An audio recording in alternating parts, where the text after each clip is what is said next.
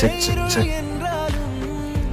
ஏ லோகிதா, என் லைஃப்பில் நடந்த ஒரே நல்ல விஷயம் நீ தான். நான் உன்கிட்ட ஐ லவ் யூ சொன்னதை விட சாரி சொன்னது தான் அதிகம்.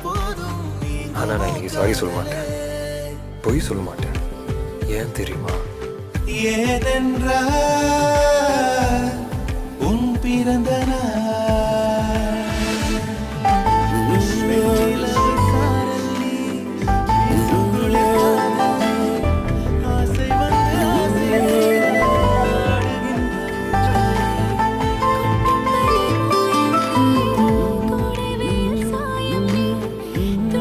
உலகப் பூக்களின் வாசம் உனக்கு சிறை பிடிப்பேன்.